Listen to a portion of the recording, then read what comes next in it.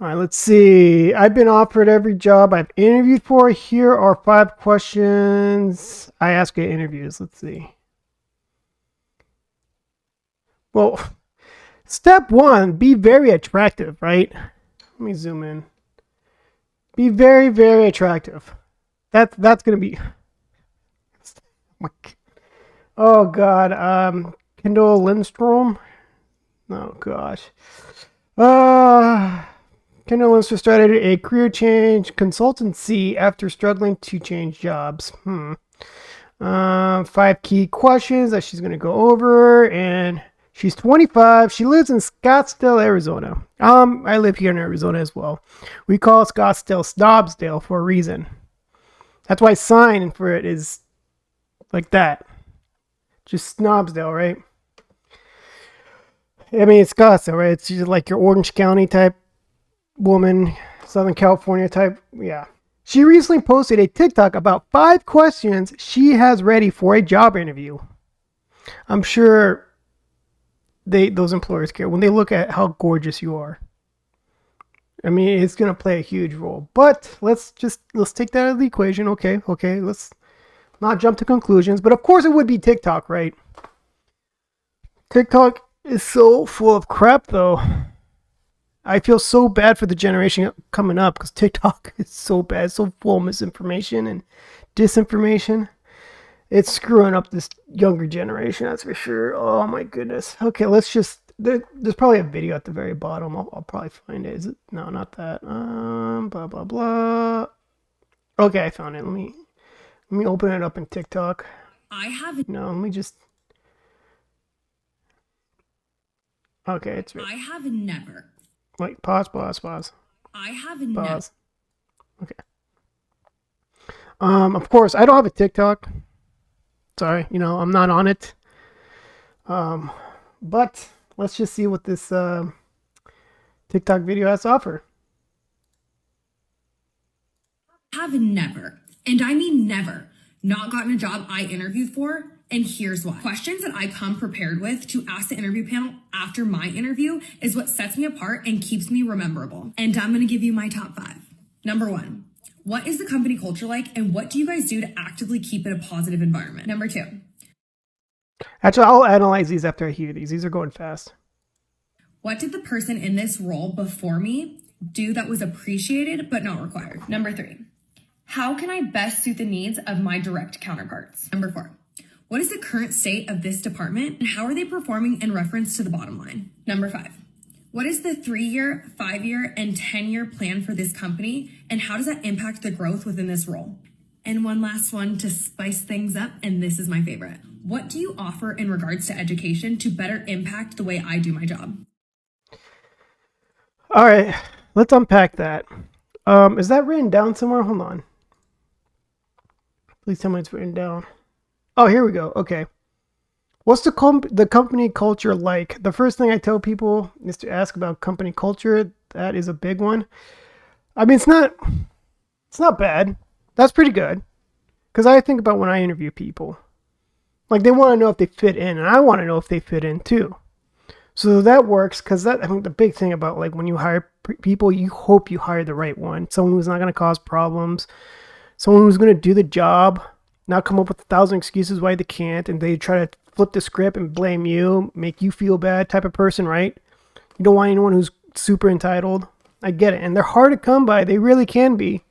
Second question, what's the lowdown on my predecessor? So what did the person who held this role before me do that was appreciated but not required based on the job description? So they're kind of just coming up as, I'm someone who wants to go above and beyond, which is great to hear. I'd want to know. Well, one says, oh, they got a Starbucks on them. I don't care.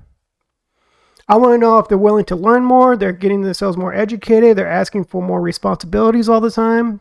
That's kind of what I want to know.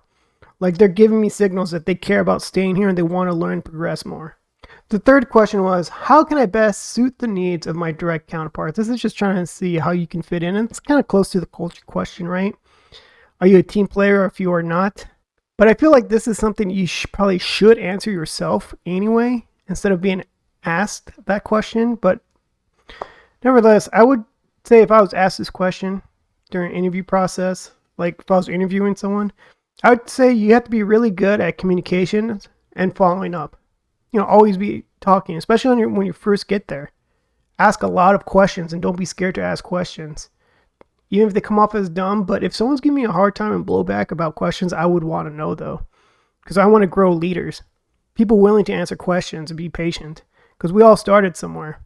That's how I grew, and I'm always happy to help people too, because questions, they can be dumb whenever, everyone operates differently. I'm definitely one of those guys who asks the same questions over and over again, like, hey, I know I asked this question earlier, I'm sorry I forgot, I don't remember, how do you do this again? I definitely have had some leaders out there who I look up to who have been very patient with me. So it's only fair for me to be very patient with others. All I care about is that good character. Like, are you willing to work here and learn? If it takes you a few more times, I get it. We'll get there. It's fine as long as you care about the job. Next question was about reference to how successful the team is. So you're asking about the bottom line. That is like executive level information that you don't need to know. You're only here to do the job that we tell you to do, and that's it. I understand you're curious about the company that is growth. If it's a public company, look at its stock, look up information there. But if you're going to ask management or executives that question, they're only going to give you a spin that's positive. They're not going to say, yeah, we're sinking. They're not going to tell you that.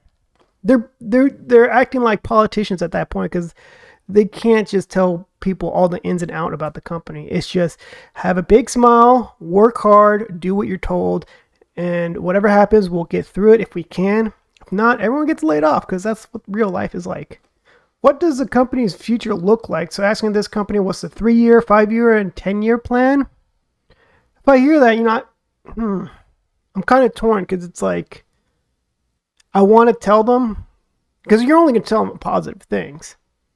And it's just, they want to be a part of that success, which is great.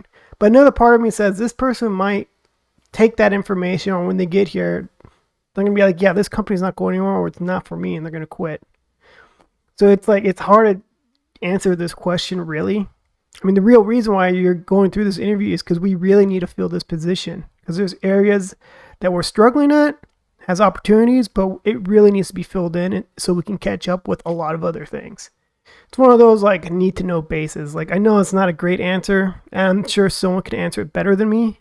But at the same time, the person who's doing the interview, doing the interview, is also going to ask the person who's looking for the job the same type of question. So I know it's hypocritical, right? Where do you see yourself in 5 years, type of thing? Because they want to see where they're going to be at, or whether they're going to be here for the job to collect a paycheck and use us as a stepping stone, or they're really serious about this position, make a career out of it, and stay with us. But I get it. It's different. I'm going to look at some comments. As others have said, I'd be concerned about her job hopping. Don't ask about the company's future. They will say it's great, and then a year later cut back half the staff. I've seen it happen. I was laid off from my previous job because I aged out at 59. I then was quickly hired by my current company, and I'm still there at 68. It's because I can grow with the department and technology changes. I hope to retire at 70, but who knows what will happen. I have found you have to grow to go with the flow. I mean, yeah, someone else identified like this could be a job hopper type person when they ask about the company's future. But I get it. Like, that's kind of, that's, yeah, I said like that's kind of like executive level type of question, because like if you're the employee at this position, like we just need you to focus here. Don't worry about up here. That's other people's concern. I need you to focus here. That's why you're in this interview for this position that focuses in this area. You're focused here. This is not going to work. We don't have a position open for like way up here. We need people here who can focus on that job. As a recruiter, I'd never even call her for an interview. She seems like a job hopper. 3 career changes in a short time leads me to think she would change her mind again. I did not read the part that she had multiple career changes. I mean, it's tough because that 1 or 2 year mark for a job until you look for another job. Because if you're like job hopping like crazy, I understand. Like, it wasn't the right fit. But there's a point where you have an idea like, this is what I really want to do. This is why I want this job. This isn't a job that I'm just here to collect a check as a stepping stone. This is what I really want to do. That's why I'm in this interview. I'm not going to read this whole thing, but Sean Mayer says, it's been my experience that following up after an initial interview doesn't really work. I've had a couple of hiring managers turn me down because I followed up with them the very next day after an interview. That's unfortunate. One day is not bad. I'd give it a little bit more time, but a day is not terrible. Like, I sometimes, not always, appreciate a follow-up, like a follow-up email, right? It shows that you had a moment to think about the interview, about the position. You have better insight. And how you word the follow-up, like, hey, got to know more, got to know who you are. I am much more convinced that I would be a great fit for the following reasons. Make it sound really good. But for me, it's just it's a tiny nudge. But it still works. I still encourage people to do it, though. Like, if I interview 5 people and there's 3 I'm, like, really torn with, like, I don't know. I like these 3, and I hope I pick the right one. Someone sends me a really good follow-up that just resonates with me, maybe. But again, it's a nudge, but it could make all the difference. Someone else agrees with me. Being beautiful gives you an advantage over an unattractive person, whether you admit it or not. Yeah, I mean, people can't help themselves, men and women. See someone attractive, they want to be surrounded by that person. They want to see that person every day. There's something, I don't know what word you want to say, better word for comforting, or something pleasurable or pleasant, rather, being around someone attractive every day or 5 days a week versus people who are not, right? It's unfortunate that some people, when they review people for a position, they kind of give that a little nudge, which is unfortunate. And if you're hiring people, you should really, really focus on who's going to do the job best. Because you need success in the company, or we all fall. I'll do this last comment, but these types of questions have absolutely nothing to do with whether she or anyone else can do the job I'm hiring them for. There's some of like how you could work with other people, like a teamwork environment, but yeah, I mean, for the most part, I kind of agree with that. Like, what's the core of it? Like, again, what I was saying, like the position's right here. Yeah, maybe it's a middle position, like management. You're not down here, but we need someone who can just really laser focus in this area. Don't worry about this. That's for other people. I need you here. Can you do it? Tell me how you can do it and why. And ask the questions in this realm right here of where you're going to be working at. Ask me questions so I can later have better confidence that you are a right fit for this position. I was just about to close this TikTok, but I saw one comment that was good. So one more comment.